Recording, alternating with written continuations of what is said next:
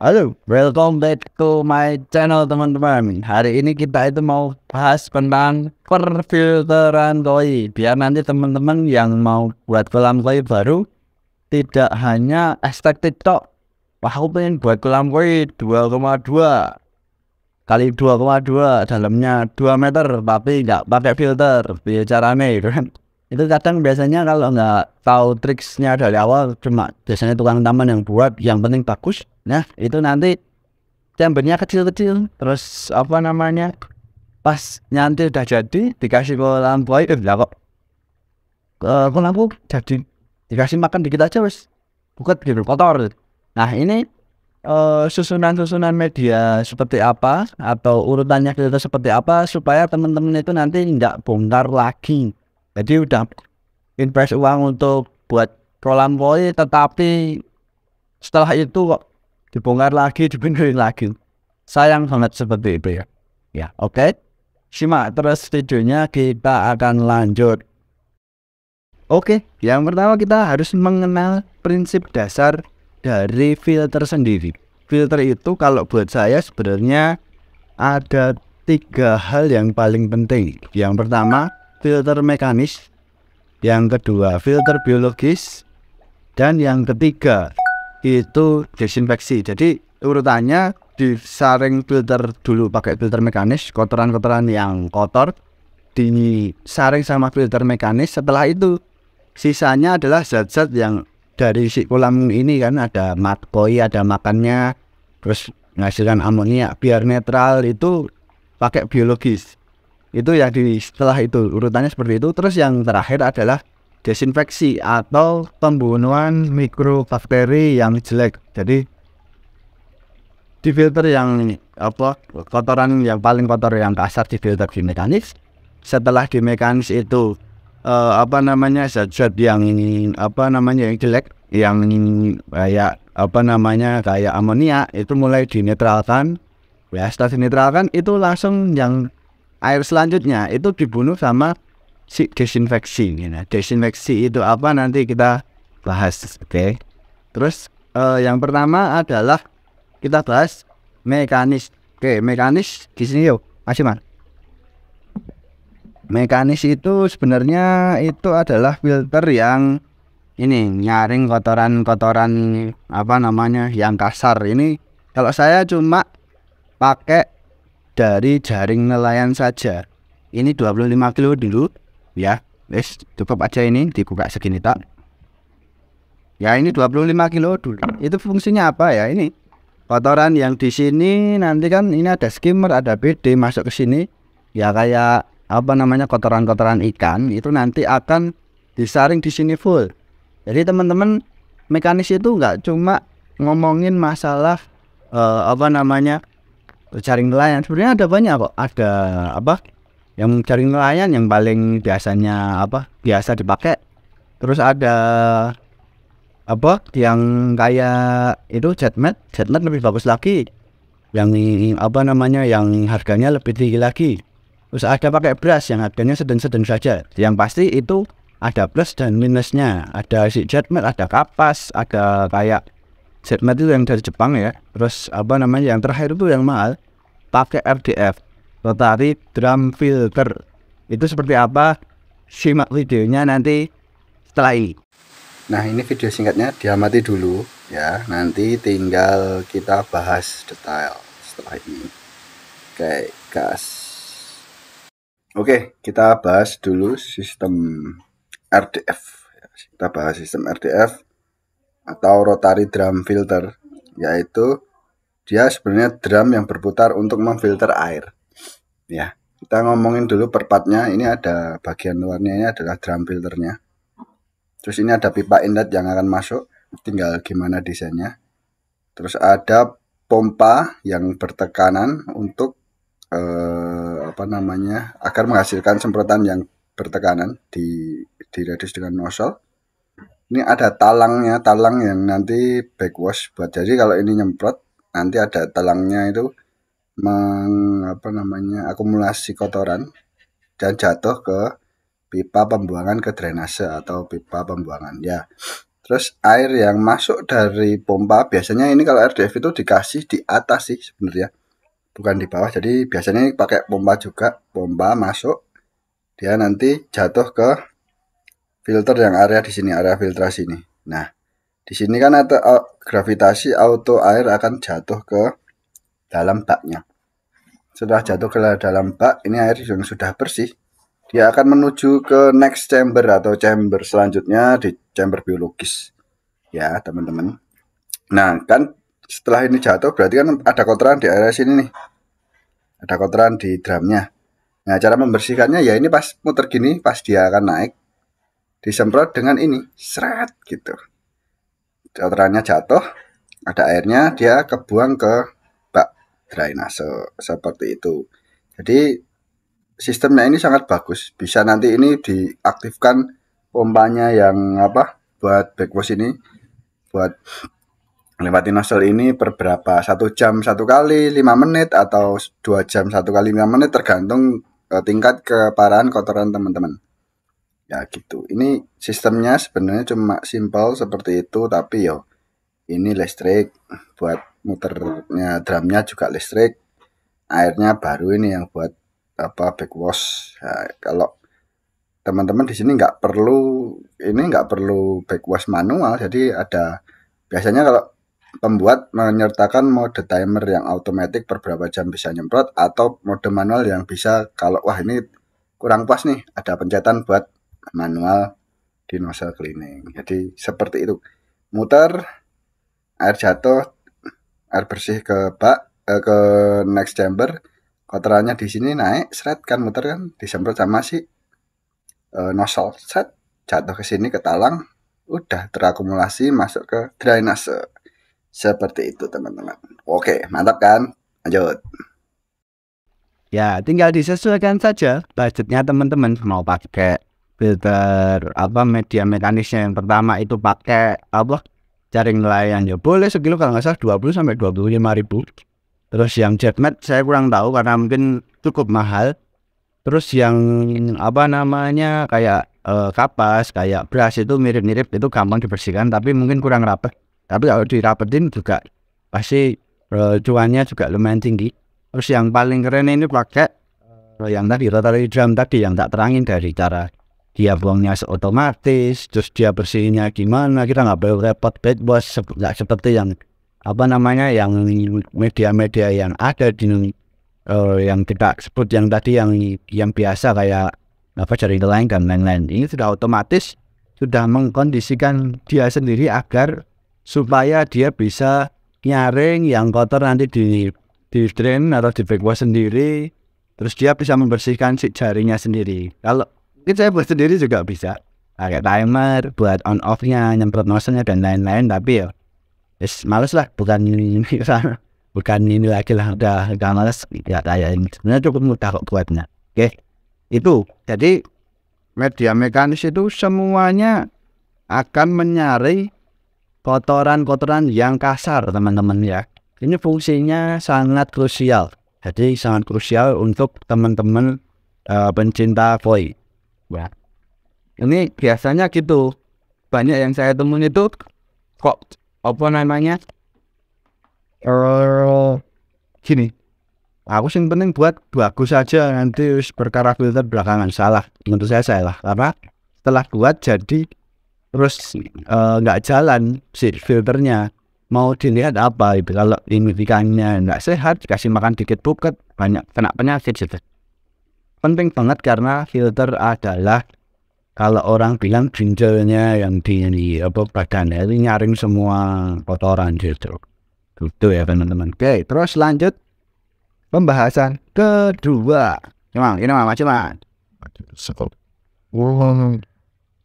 ini adalah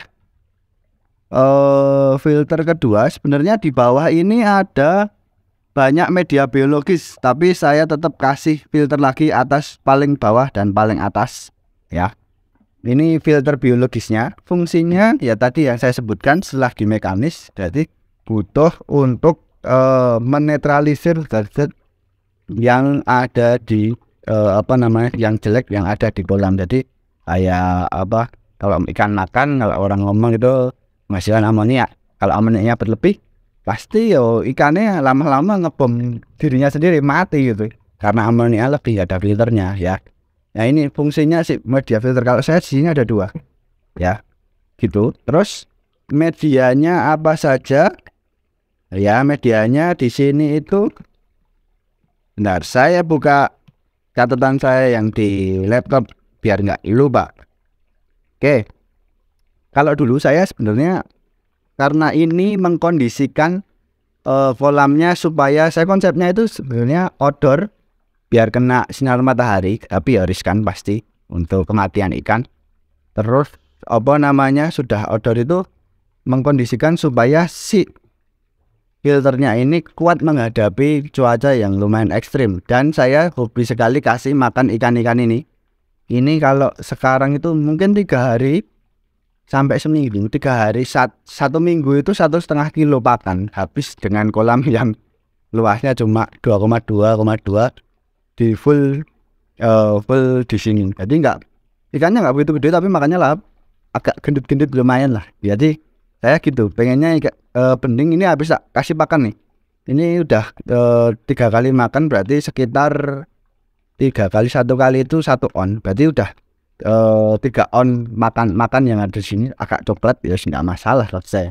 Nanti kalau sudah jalan puasain sehari udah kencing lagi ya. Biologis itu kalau makan ikan menghasilkan amoniak dan lain-lain kayak ini. Lah terus kalau kalau si tidak dinetralkan di biologis ini akan bermasalah. Jadi airnya biar netral ya.